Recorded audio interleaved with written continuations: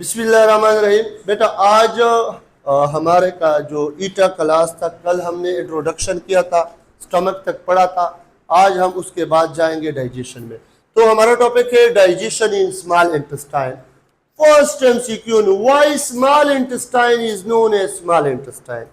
याद रखें क्यों है इसको स्मॉल, ड्यू टू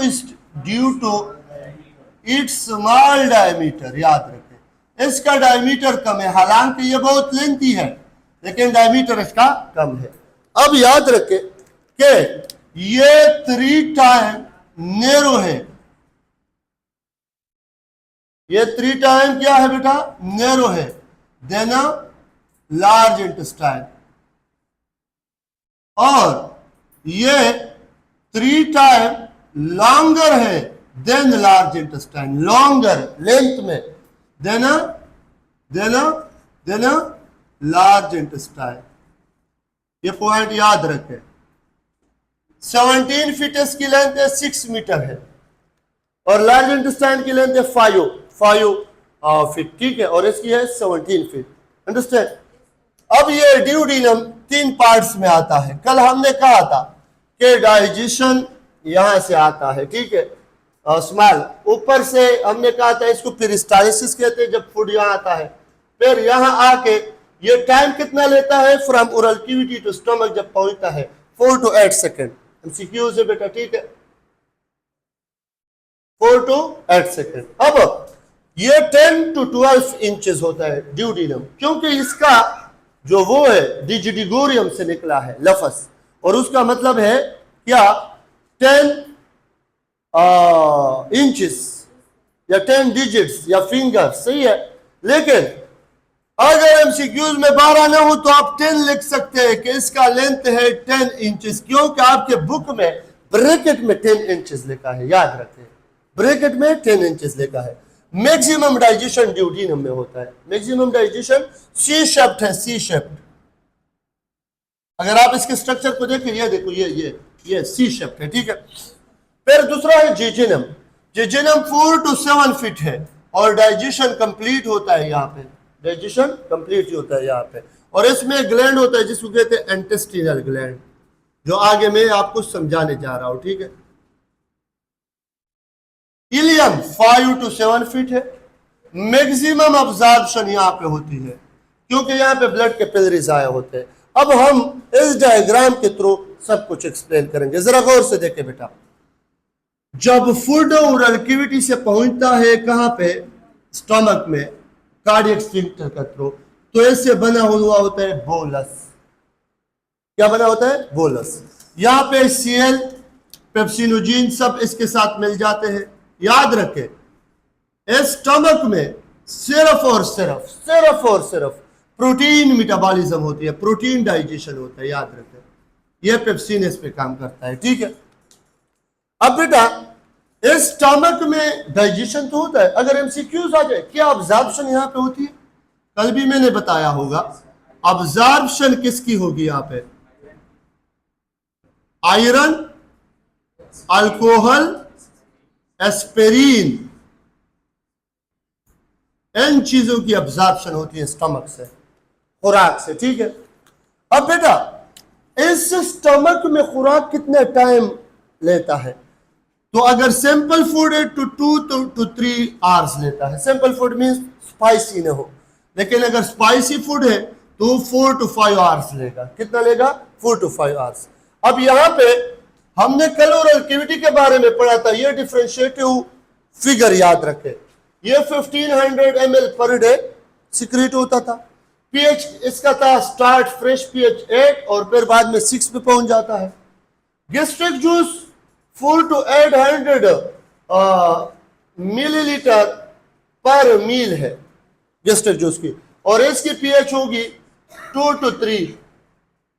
बाज बुक में 1 भी लिखा है, ठीक है, 2 to 3 या 1, ठीक है। अब बेटा जब यहां से खुराक निकलेगा, जब यहां से स्टमक से खुराक निकलेगा, तो यहां पे एक स्फिंक्टर लगा है जिसको क्या कहते हैं, पाइलोरेक स्फिंक्टर। क्या कहते हैं, पाइलोरेक।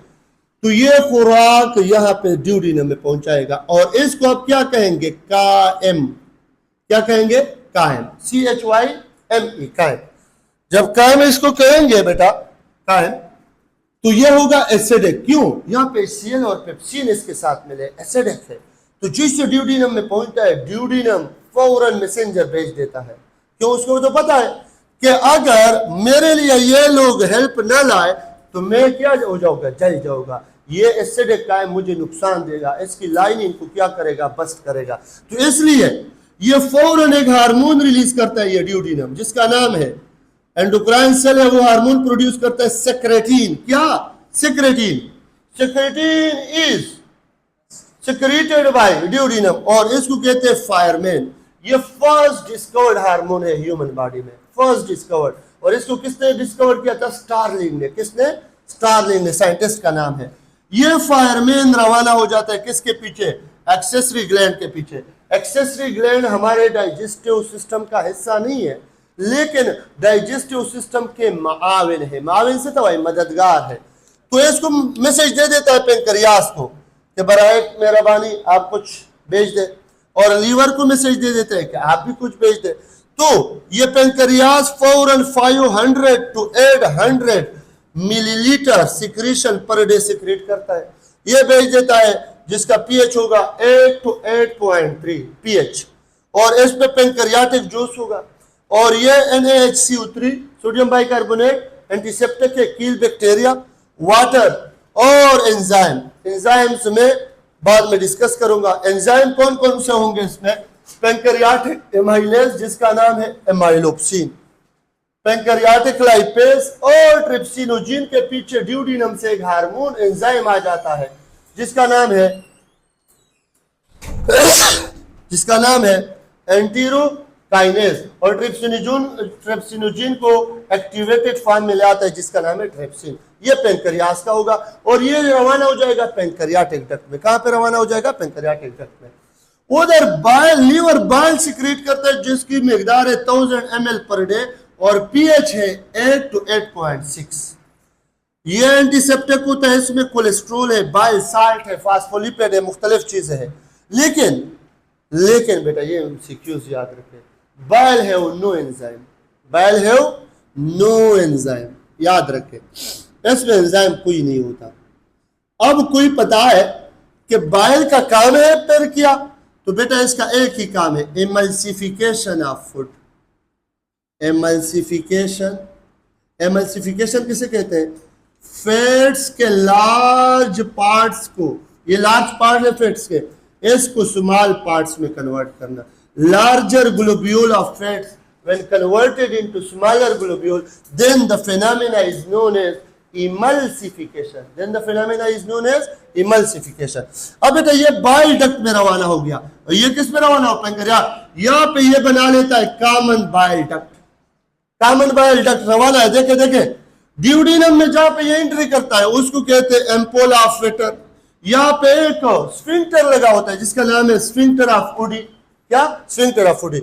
जैसे ही यहाँ पे पहुंच जाता है, पहले तो ये न्यूट्रलाइज करता है इस एसिडिक काइम को, इसकी एसिडिटी खत्म करता है।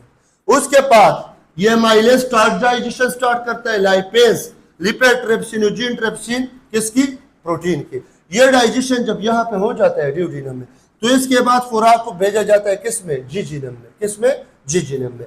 अब जब जिजिनम में भेजा जाता है बेटा, तो जिजिनम में मौजूद है इंटेस्टिनल ग्लैंड और वो प्रोड्यूस करते हैं इंटेस्टिनल जूस। क्या प्रोड्यूस करता है? Intestinal juice. उसमें सबसे पहला एंजाइम है लाइपेज। बेटा याद रखे, जिजिनम में कंप्लीशन ऑफ डाइजेशन होगा, कंप्लीशन ऑफ डाइजेशन।